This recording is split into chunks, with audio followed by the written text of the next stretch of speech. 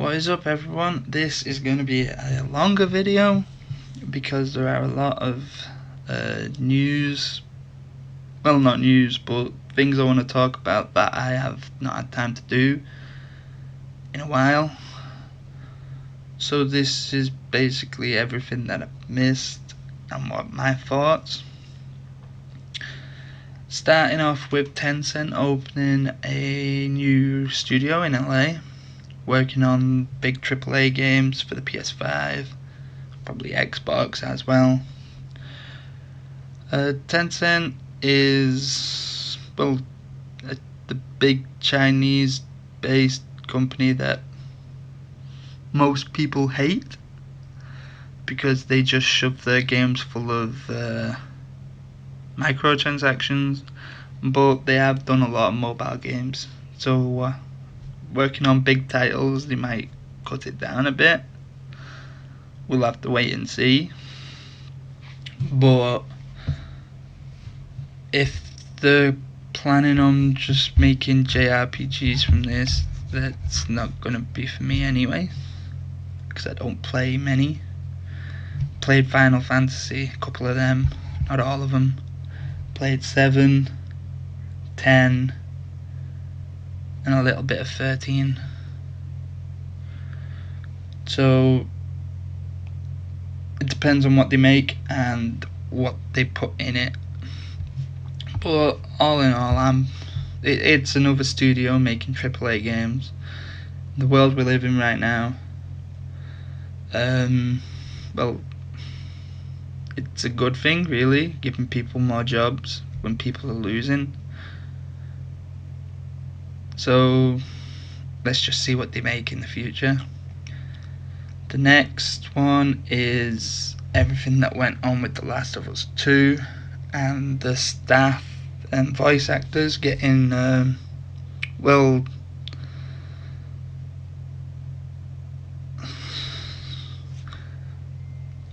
they were getting death threats and being called hateful stuff, and people were just being violent to them because they made a game. That's all they did. They made a game, people didn't like it. There's no reason to act like complete and utter morons. I mean, it's not the best game, but it weren't a bad game either. I mean, come on, one person died that everyone got to know in the first one. They could have made the story better, like you play as Abby up to that point, find out her backstory, get to know her before she kills, and then play as Ellie for the last part. I don't know how that would work. You'd have to kill Abby at the end probably, but people probably would have enjoyed it better. But yeah, don't give death threats for someone who's working on a game just because you didn't like it. That's just plain stupid, people. The next story is about Sony, and it's looking to acquire the parent company of Splash Damage. Basically, if they do this, they will get Splash Damage and Digital Extremes as its subsidiaries, which is the Warframe developer. I don't think Splash has done much. It says they've mainly been working with Xbox, and so has Digital Extremes. So with any luck, that'll be two more talented studios under Sony. But I have heard in the past that Tencent's going after him as well, so we'll see who gets that. The next is the increased game prices that are probably going to come with next gen. Me, I'm cutting back on what games I get anyway, so I'll probably still be saving a bit of money. But the first game to actually do this was NBA 2K21, which raised it $10,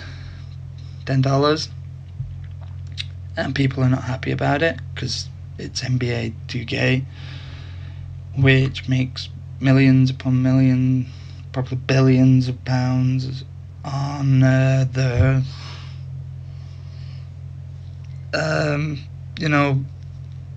I can't think, but the microtransactions, you get cards, same as FIFA and Madden. For some reason the name's avoiding me right now, but yeah, the prices are going up on games, probably with this generation, and well, I honestly thought they would have gone up last year by at least £5, but turns out they didn't. So I'm not saying it should happen, but probably is going to happen. Next is Werewolf the Apocalypse Earthblood. Has a release date, and that release date is the 4th of February next year, which is around the same time as Far Cry 6. So it's going to be a well, to be honest, I don't know, I've not heard anything about it, but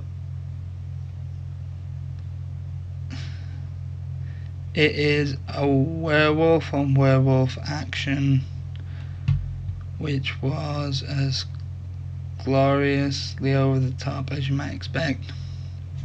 Whether it's a multiplayer game or a single player game, I cannot tell from what I've got up at the minute, but I think they're gonna try and focus on multiplayer from what I'm reading. I'm not quite so sure on that, but there is a single player element. If you want a werewolf game, it's coming out soon. Well, in about 7 months. There is a trailer. Just go on YouTube and type in Werewolf the Apocalypse Earthblood. Probably be the first video there. And that is all I have to say on that. Next is a tactical roguelike roguelords, and I'm not really big on roguelike games, but this caught my interest, and I'm trying to find. I think you play as you're playing as the bad guys spreading evil darkness, and you are returning to the world after years of banishment. It's a game like Slay the... No, it ain't.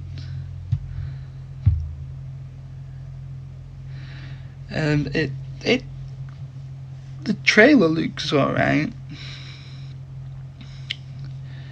You can create hire minions like Dracula, Bloody Mary, the White Lady, Headless Horseman, and there will be a lot more others.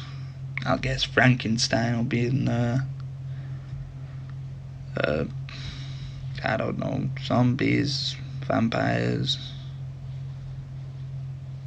basically every evil minion you can think of will probably be in this game for you to have a go with.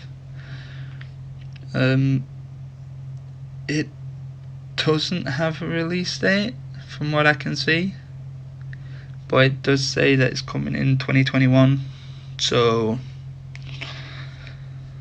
I guess we'll see where that ends up. Next is the story that Capcom has confirmed that the digital games make up 80% of their sales. So when it comes to Capcom, people are buying more digitally than physically. Personally, I still get the physical disc, but this will probably be the last year that happens, and then consoles will basically be PCs that you have to buy every 6 to 7 years. A brand new one. I don't know if I'm gonna stick with the consoles after that. I guess I'll wait and see. But yeah, they're basically confirming that digital sales are going up, physical sales are going down, which everyone basically already knew. But yeah, I guess we'll see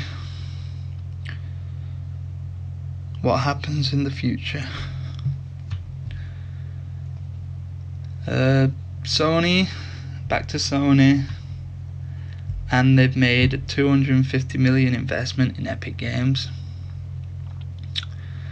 Now that would be a lot of money to me and you, but to Epic Games it is a less than 2% of their value, because they're valued at around $16 billion, which is, well, I could only dream of owning that much money.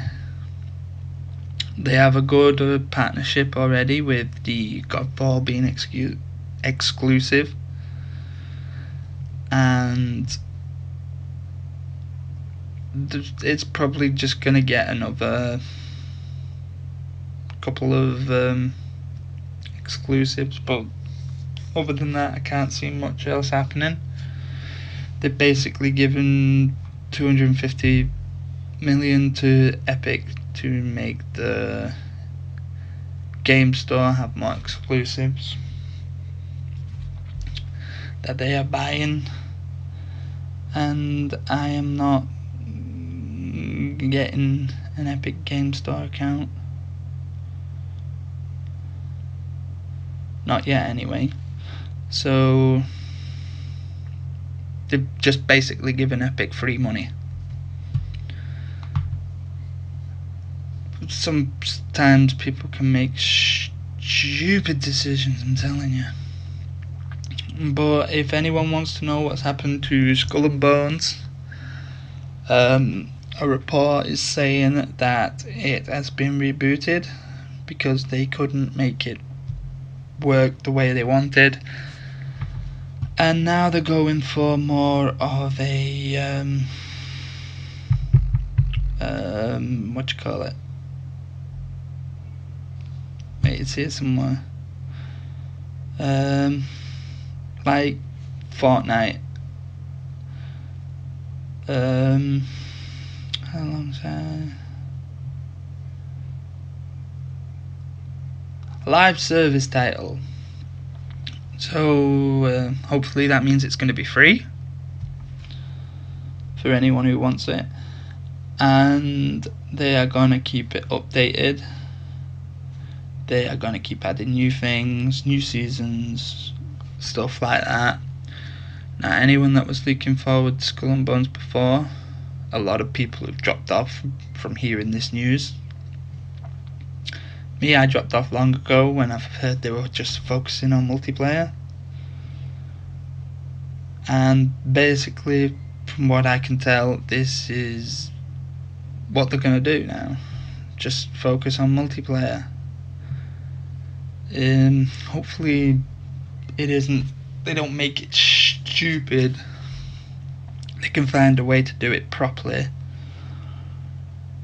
because it says in 2019 the publisher made a decision to shift Skull and Bones away from the $60 box model and reboot it as a live service title. So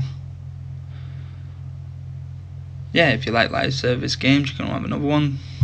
But if you like live service games, you're probably going to have better games than this to play. So we could all...